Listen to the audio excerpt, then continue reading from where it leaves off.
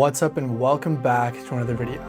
Today, I'm very excited to present to you this deep dive on the brand new Oberheim TEO-5 analog synthesizer. Now, if you're looking for a sound-only playing demo, you can check it out here. If you want to see the TEO-5 compared against its bigger siblings, the OB6 and OBX8, you can check that out here.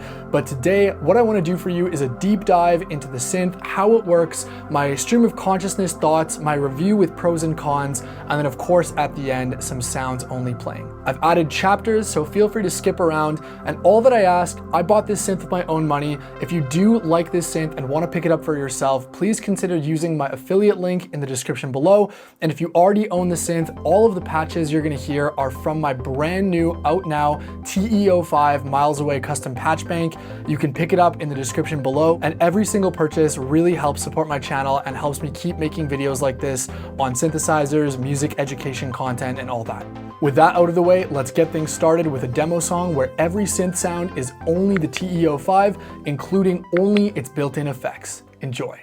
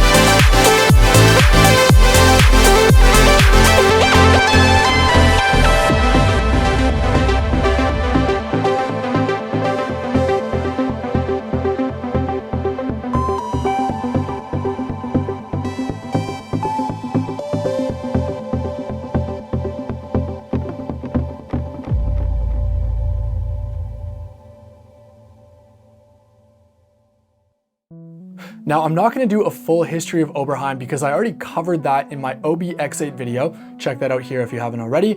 But the thing worth mentioning is that this is by far the cheapest and most affordable genuine Oberheim synth that the legendary company has ever released.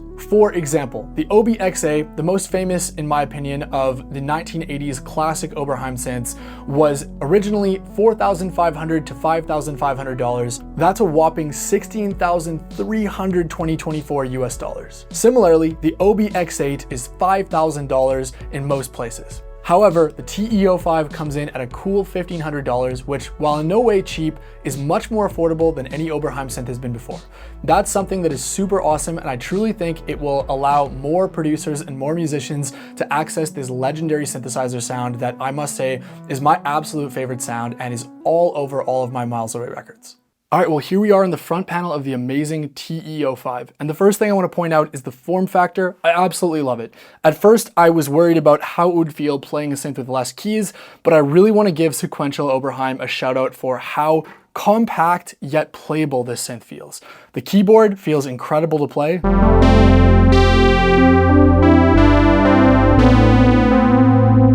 All of the knobs that you want to be accessible are right there. And the mod matrix being right up here with the excellent, bright, crisp LCD, LED, I always mix the two of them up screen, is exceptional too. So let's go through and learn how this thing works. So we're going to start off by initializing a preset by holding both octave buttons and pressing -2. And we now are at the basic program.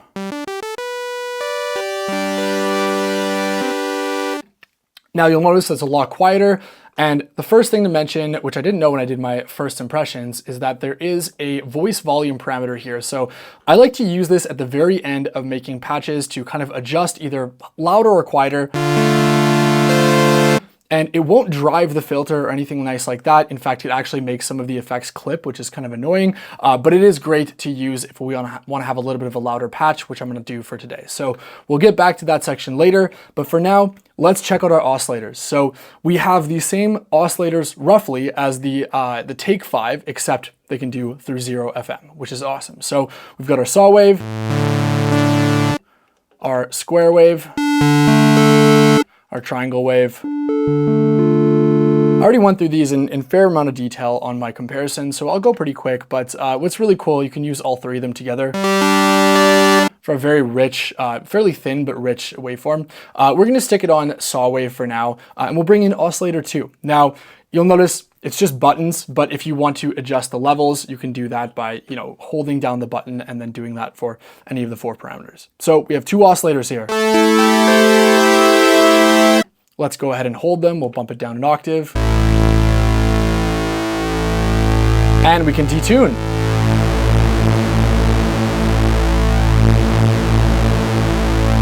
Great sounding oscillators. The sequential stuff always has, in my opinion, some of the best oscillators besides Moog, because they're just powerful and wild like you want analog oscillators to be, but they're bright and cutting. One of my pet peeves with analog synths is where they have a roll-off in the high frequencies. That's actually one of the reasons why I ended up selling the Novation Summit as much as I loved it. I just really like synths that are bright because you can always filter away, but you can't add more high-end, at least not without an EQ. Yeah, so this is a good place also to dive into PWM. Everyone loves PWM, including me. So we can go to square waves, hold. Yeah, PWM always sounds good. And if we jump back to this program menu, there's not too much menu diving, but for some of the stuff like this there is, we can go ahead and change independent PWM amounts.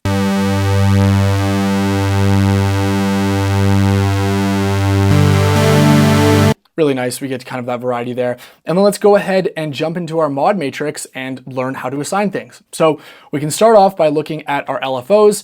They're all really simple here. We have a monophonic one and a polyphonic one. It's great that we have both. It's not like one of those synths where you get 4 LFOs, which, is awesome, but at least we have a genuine polyphonic LFO, which is, we don't have to give up our oscillator 2 for cross mod stuff if we want that polyphonic modulation sound. So let's go ahead, we click destination, and we're going to turn the pulse width, and just like that, we've now assigned pulse width modulation to the LFO. We can control our rate here.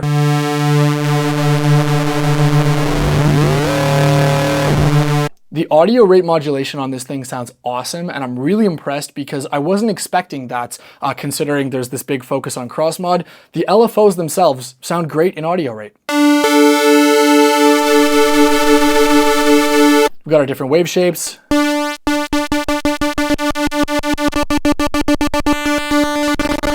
And sample and hold. And one of my absolute favorite things about the sample and hold on the TEO-5 is, yes, both waveform LFOs have the ability to slew sample and hold.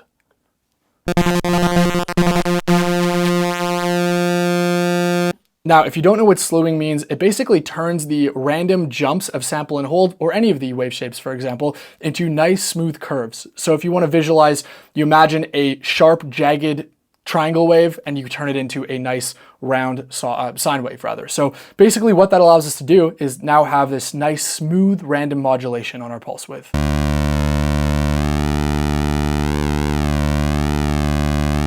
Without it,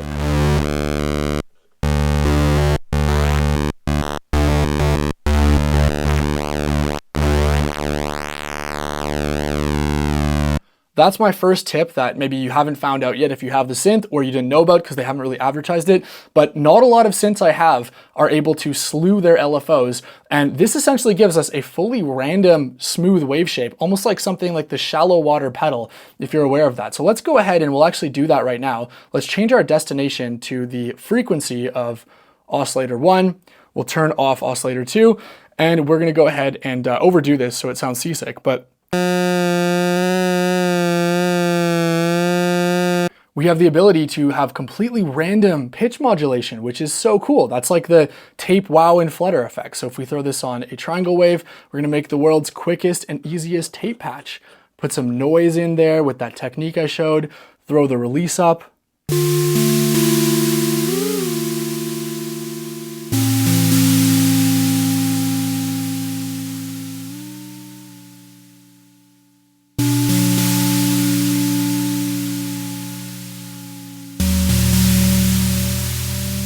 Right, we're overdoing it here, but you can tell that it sounds really random and nice. And this is the kind of little hidden thing in the TEO-5 that at least I wasn't aware about when I purchased it. I really thought this was going to be kind of just a shrunk down Oberheim with less features, but this is way more advanced than any of my other sequentials, with the exception of maybe the Pro 2 or Pro 3 that I've played can do. Anyways, moving on to the next LFO, we'll throw this back onto the pulse width, again with that super quick button assign. We'll take it off of sample and hold. We'll go ahead and turn the slew rate off here, and we can go bring it back to pulse width.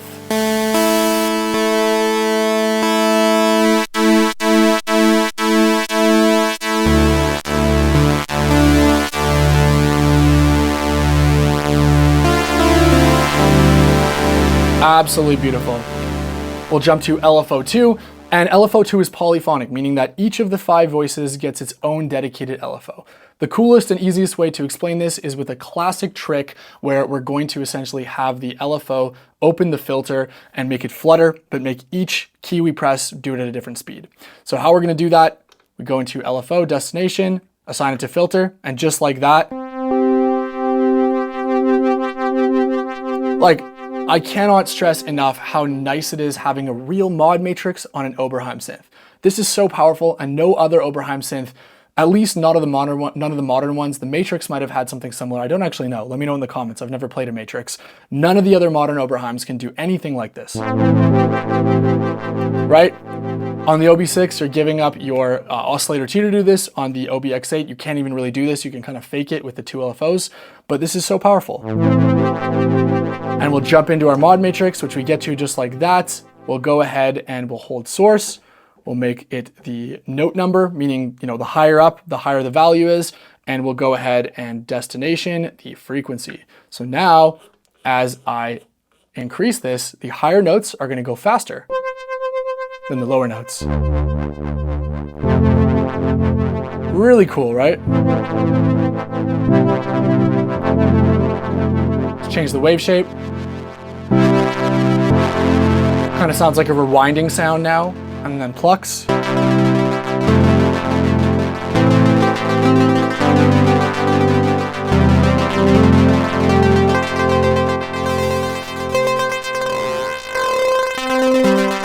Really cool stuff, right? As cool as that is, we're going to disable it now just so it's clearer to hear the next section, which is going to be the amazing filter. So we have our sound, our basic sound. Let's actually enable the sub oscillator. I didn't talk about that earlier. I actually don't really use sub oscillators too much on my classic analog sounds, but I use them all the time for this TEO-5 because of the modern, really interesting cross mod and FM stuff it can do. So without sub, sounds really rich and powerful. And if you're wanting to do like a monophonic sound, can kind of mimic that Moog thing, right? The classic Model D or Sub 37 of 2 oscillators, wildly beating off each other, haha, and then the sub oscillator below it. So, but anyways, going back, we're going to disable the sub oscillator for now. Let's go to this amazing filter. You know what? Let's keep it on. We'll hold the SEM filter, the pièce de résistance. It is a 12 dB per octave, sorry about that, 2-pole state variable filter, and is my personal favorite analog synthesizer filter because it can sweep smoothly from low pass to notch all the way to high pass.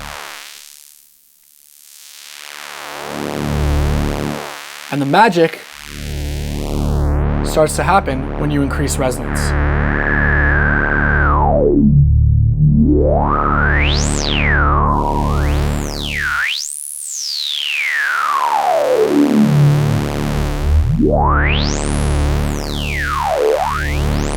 Very cool, right? Before we get any further into the filter, this is always a good time to showcase the amazing vintage knob, which if you don't know what this is probably Sequential's best modern addition to any of their synthesizers. I think the Prophet 5 reissue was the first one that had it. So, you know, absolute props to the legend Dave Smith, rest in peace, for implementing that. But basically, it allows you to go from a fairly tight, while still beautiful, analog synth to one that is completely warped and out of tune, missing things, but in a really nice musical way. And this is the easiest way to hear this beautiful filter in action, because essentially what the vintage knob is going to do is make all of the filters just slightly off, all of the resonances a little bit different, like they haven't been calibrated very well. Let's go ahead and check that out.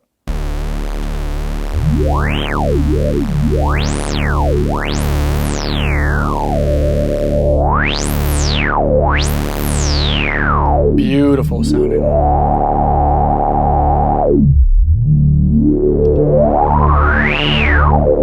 We're only using one oscillator, which is amazing. It sounds so good. Okay, I'm getting carried away on the filter. All right, moving on to the envelopes. Like all other sequential instruments and most analog synths to my knowledge, other than maybe some Moog stuff and some of the boutique ones, the envelopes are digital and they are made to emulate the OBX8. So, you know, you can get that kind of classic Oberheim envelope sound. And I think, you know, my humble opinion, the envelopes, whether they're modeling something, they're not modeling something, whether they're digital or analog, not really the end of the world either way. But yeah, we can get our classic string sounds.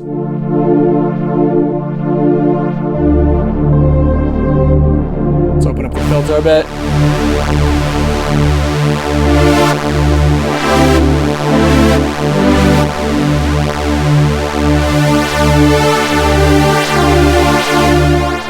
We can get our pluck sounds if we want something like that.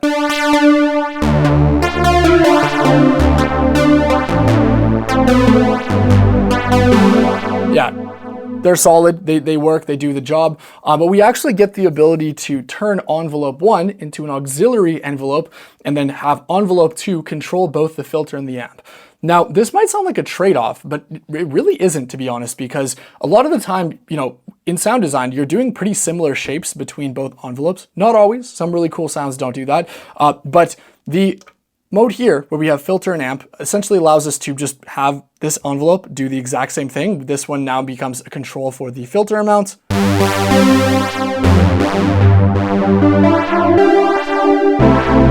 Sounds almost the same, right? And now that frees up this auxiliary envelope to do whatever we want. We can do, for example, a sync sound where we would, you know, go ahead and let's go to oscillator 1 pitch. Make this sound crazy for now. We enable sync.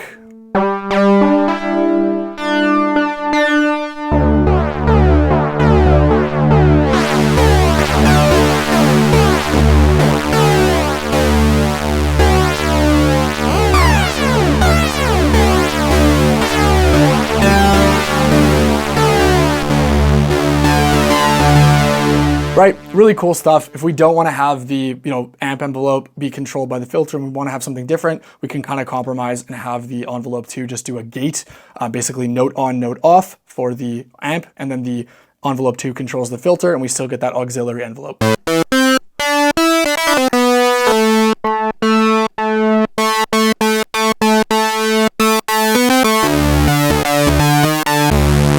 Classic for those sync sounds.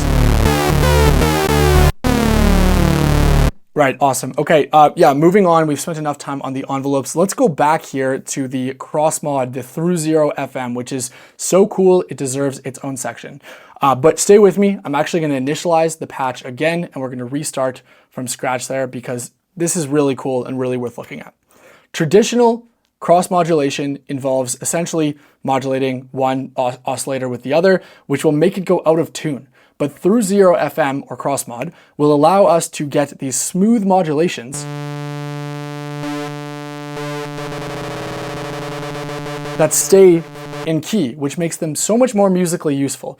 There's great uses for classic FM, but it's very much more in the sound design, percussive kind of realm if you're doing it on an analog synth with, you know, limited parameters, limited carriers and modulators. But through zero FM, again, this is my first synth that I've had that has through zero FM, at least in the analog world, and it's a game changer. So what I like to do with that is we'll jump to triangle because it's the smoothest.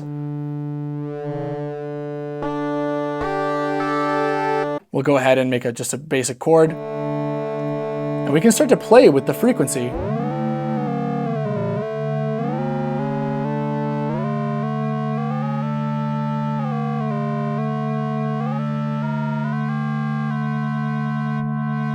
We get some really, really unique timbres that almost sound like some West Coast like wave folding stuff, right? If we were to just throw a bit of reverb on that, which we'll get to next.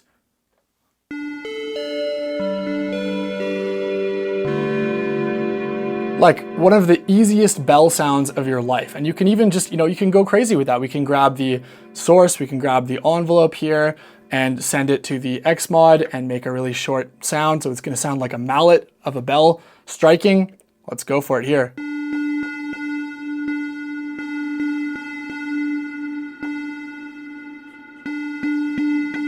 There you go, need to turn it up.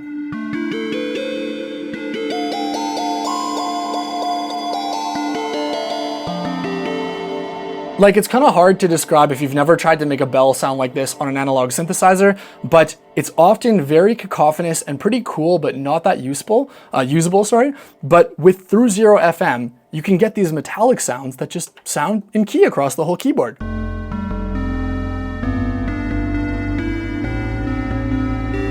With different wave shapes. Mixing all the wave shapes.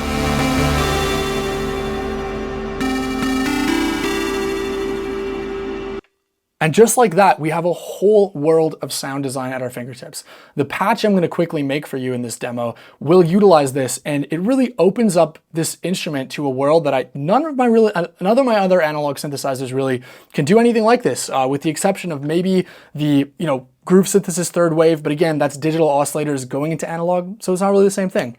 Anyways, moving on to the last couple features, and then we'll make a patch. So we've got an arpeggiator.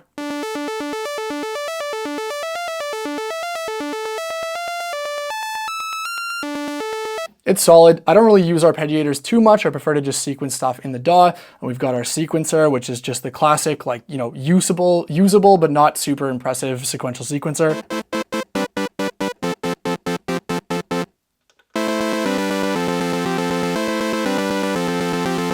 Right, I think these are more just kind of there to, you know, in certain cases, maybe sequence with other gears, but more so just to show off the patch. You're gonna wanna sequence this with something else if you wanna do like, you know, long songs. There's no song mode or anything like that. But next up, we've got our settings here, which will go back to just a basic patch here. I'll throw together oscillator 2, bit of vintage mode, bit of release.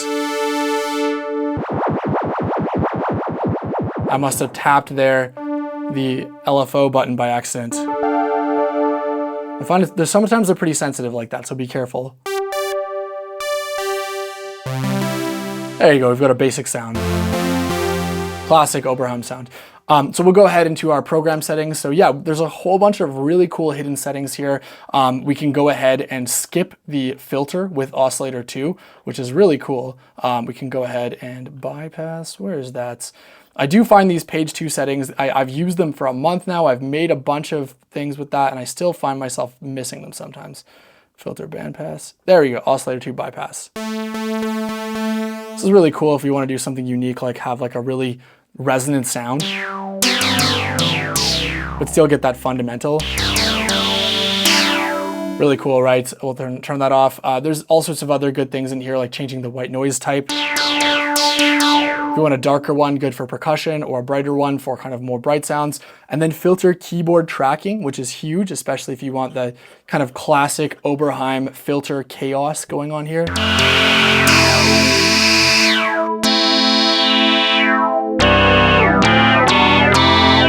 There you go, sounding nice and vintage. What else is here? bandpass. You know, I don't use the bandpass too often on this, which is a shame because on the OB6 it's a button, whereas here you do have to go into the menu, but now the notch is a bandpass. Without it, notch. But it is there, right? So very cool that they included like pretty much all these things. The rest of the controls are really kind of things we've either gone over, but the envelope delays are really cool. So for example, if we wanted to go ahead and delay our pluck from happening.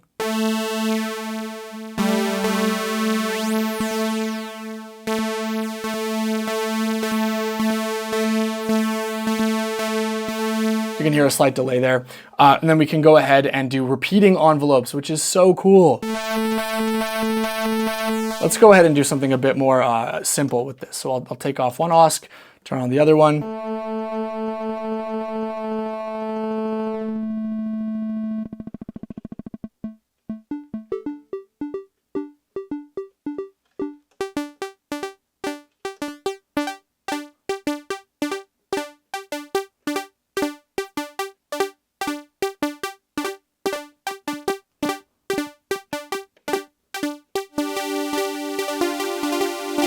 There we go. So cool, right? It's like we almost have an extra 2 LFOs like that. So I guess why I'm taking more time in these weird sort of program features than I normally would is because I really think that that's where the power of the TEO-5 lies, is that they really have gone out of the way to make this synth kind of like deeper than pretty much every other Oberheim synthesizer that is currently available to buy in 2024 from any brand, whether it's the genuine ones or the knockoff Behringer brand. So yeah, that's where we'll end this for the menu. Let's jump onto the effects next, but we'll take a quick break to readjust the lighting. The effects here are pretty solid overall. I think Sequential is not a specialist in effects, but it's great they included them for the most part. We've got a selection of delays. We can't really see any parameters, which is kind of annoying besides just the basic effect type there. I really would have liked to have seen a thing where they change the screen when you select and move the effect, kind of again like what the third wave does. I know I'm giving them a lot of plaudits, but it really is a great UI, and I wish that, you know, this had done something similar, because it's kind of useless if I have, you know, my clock sequence delay and I have my sequence, right? If I go, let's go, make that like 1/8 notes. I can change the time, but I get no feedback as to what my delay is actually doing.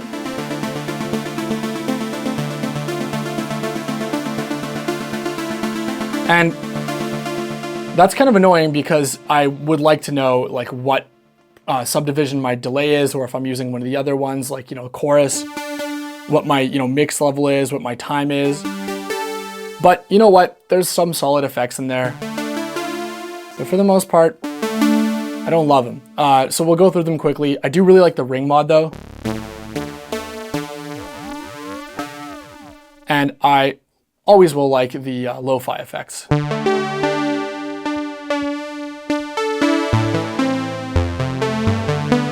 That's a solid one.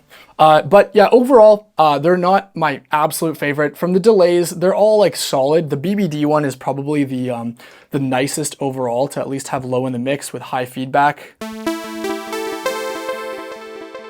Like pretty solid, very digital, but solid. A trick that I find really can improve the delays and the reverb is to modulate them, which is really cool. So going back to our nice little mod matrix here, if we go ahead and we go source, LFO 1, and then we go destination and we go, you know, bucket brigade delay time, we'll turn the LFO down and we'll have it modulate. Sounds kind of weird right now, but if we make it subtle,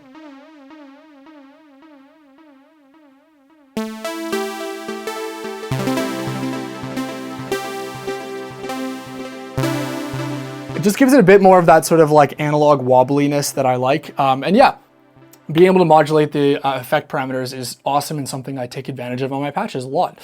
So more interestingly than the top row of effects, we now have a dedicated reverb, which I looked at in my first impressions. So I won't go too much into it here, but it's really solid. So the reverb has, you know, pre-delay, which again, we'll modulate that actually instead. That's a really good one to modulate. Always modulate your pre-delay, free tip. And then size and decay. And I'm gonna mention this more in my pros and cons, but the reverb really does best at its like max setting where it's really ambient. That's actually pretty solid, right?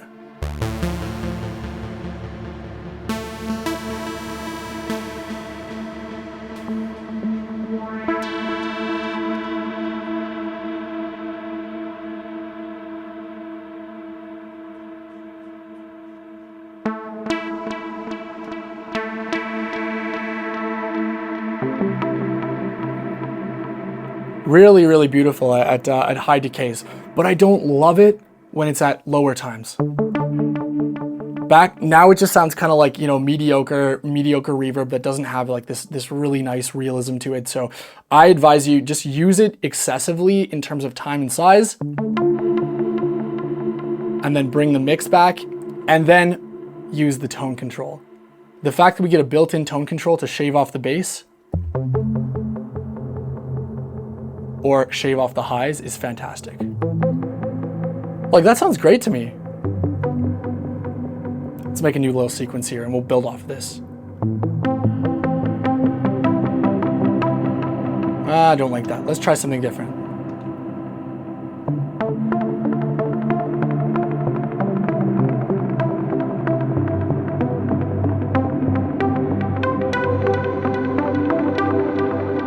Very cool.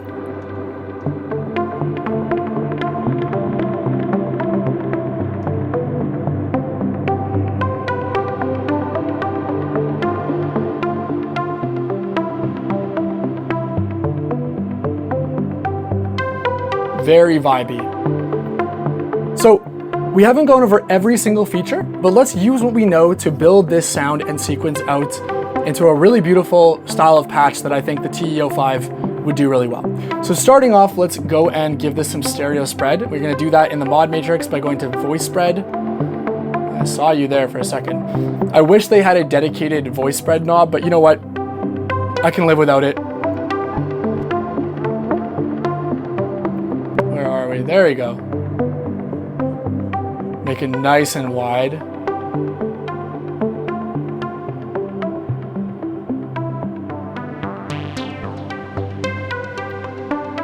Beautiful, beautiful.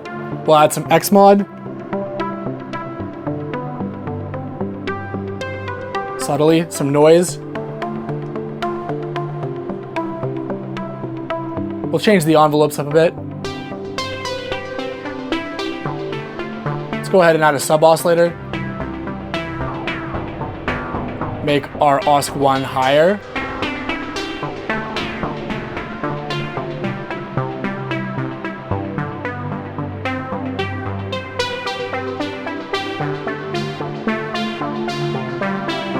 Add some velocity processing. That's beautiful. Go ahead into our mod matrix. We'll add LFO2 to the fine tune of oscillator 1.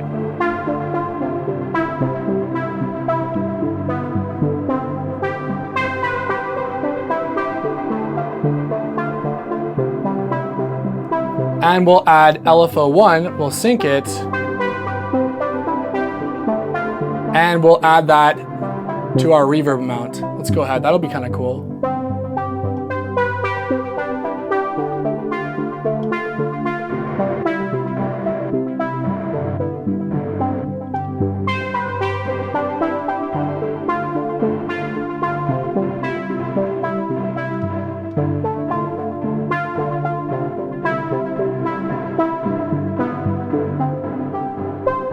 I don't like that. Let's go ahead and add it to the, there you go, filter state.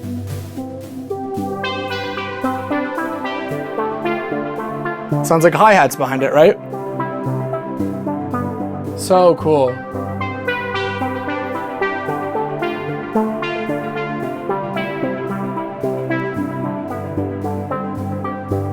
We'll add some portamento. Change our settings.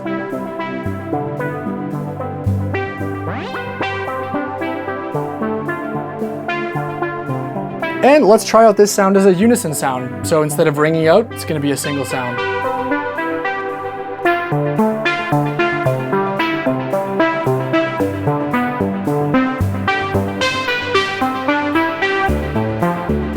Transpose our sequence. Sounds pretty cool.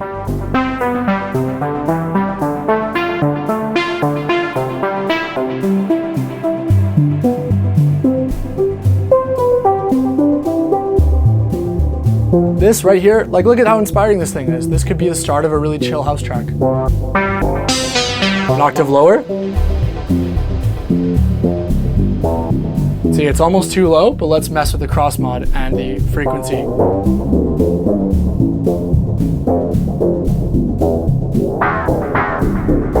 It's still too low.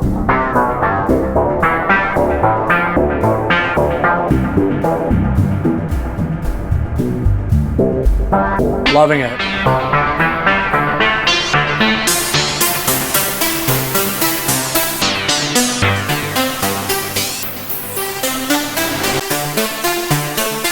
No reverb, no delay. Add some of the overdrive in.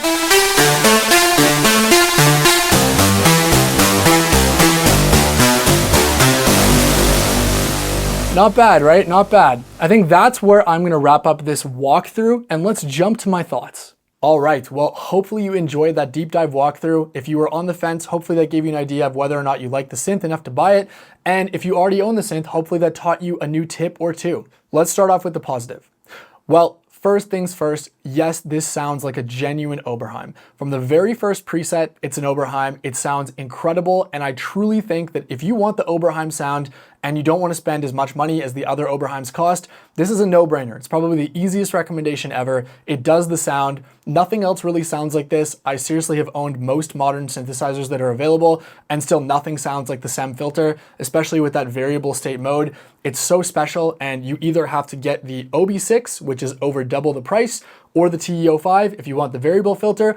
And then if you want that OBX8 sound, you have to shell out even more money. So the TEO-5, just accurately being able to do that sound already justifies its price. And yeah, if you're on the fence and you just love the Oberheim sound, it sounds like an Oberheim. It's awesome. You won't regret it. Now, onto the more interesting and opinionated pros. I think that the mod matrix is an absolute success, and Sequential needs to implement this in every synth they make going forward. Back in the day, I owned a Dave Smith Pro 2, and while I really enjoyed it, I ended up selling it because it was kind of weird. It was paraphonic. The digital oscillators weren't really my thing at the time, but one thing I really missed about it was the way the mod matrix was implemented. Later on, I found out that the guys over at Groove Synthesis were previous Sequential employees, which is why the third wave has that same mod matrix, and it is truly the most powerful and best way to do a mod matrix that I've tried on a synthesizer. We've covered it in detail, so I'm not going to go into detail why now, but suffice to say, the TEO-5 having this exact same style of mod matrix with all the destinations, the quick buttons where you can assign anything to anything, is just an absolute success. And frankly, it's really made me miss it on my more expensive analog synthesizers like the OB6, Prophet 6, OBX8, where they don't have that and you're stuck to more traditional basic modulation. Really, the sky's the limit, and the mod matrix alone on this really puts it into a unique place in Sequential's lineup that, to my understanding, the only other two synths that they currently make that have it are the Pro 3, which is paraphonic, and the Take 5, which doesn't have that SEM filter. So if you want an Oberheim synthesizer that has the power of something almost like a Novation Peak, then this is the only thing on the market that can do that. Even the Behringer UBXA, which I've yet to try, if anyone has one in Vancouver and wants to loan it to me, let me know, can't do that. The Behringer UBXA, which is the only other affordable Oberheim, simply just can't do any of these complex sounds. It doesn't have through zero FM, it doesn't have the mod matrix, it can't go nearly as deep, and so far from demos, I have to say it doesn't sound nearly as good. But that's enough about that.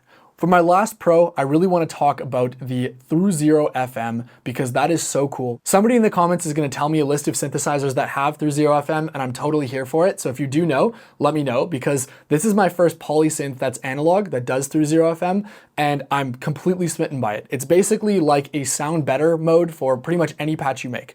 You can either go all out, like you're going to hear in some of the demos, where you get this big dystopian evil sound. Sounds a bit like the Korg Prologue, which does a lot of cross mod as well too. Or more fun, you can use it really subtly on pretty much any patch to add just another level of, detune, modulation, grit, character.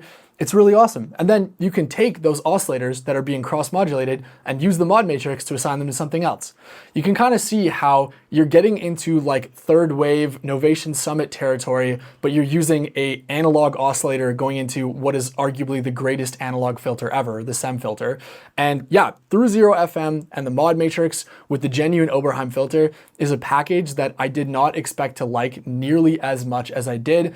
And I think all across the board, it's a resounding success. If those three things appeal to you, then you're gonna love the synth. But keep watching because I do actually have some cons. So starting off with the little stuff, I think the effects, like most sequential effects, are just kind of like mediocre. They're okay, but they're pretty flawed in that they don't display the parameters, which makes them, in my humble opinion, like pretty useless for a lot of things.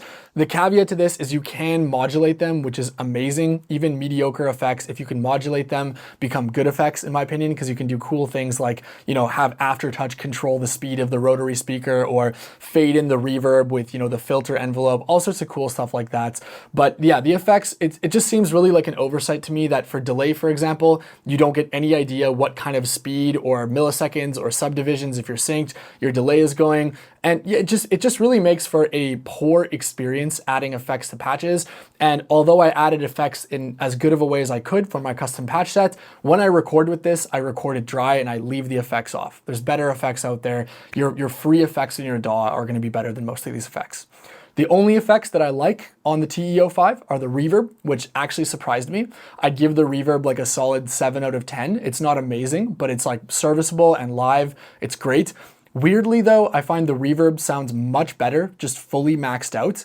It doesn't really have a nice realistic sound, and it can't really do any sort of like room or hall emulations convincingly, or plate even. So it's just better as this big like Strymon style, low in the mix ambient reverb, but it does that pretty well.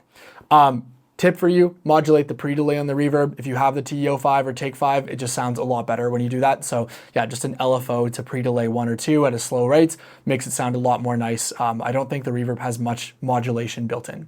But the only other effects I like are the chorus is pretty good. Sequential makes a good chorus. I wish the other effects were that quality. And the lo-fi effect is like, okay, I'll give it like a passing grade. It's not as good as a dedicated lo-fi pedal like Gen Loss or a plugin like XLN Retro Color, but it's okay, it's fun. But I actually really like the ring mod. I think it's the same ring mod as is on the OB6. And I think Tom Oberheim actually had a hand designing the ring mod. I'm not sure about that, but the ring mod does feel like noticeably more hi-fi than a lot of the other effects. And tip, if you use it at slow speeds, it's basically like another volume LFO. With that being that, let's wrap it up with some playing only demos of the TEO-5. Every single patch you're gonna hear is included in my custom preset pack, my miles away TEO-5 custom patches, which you can purchase now in the description below, and no external effects at all were included. Every single thing you're gonna hear is direct out from the TEO-5 from my custom patches. Enjoy.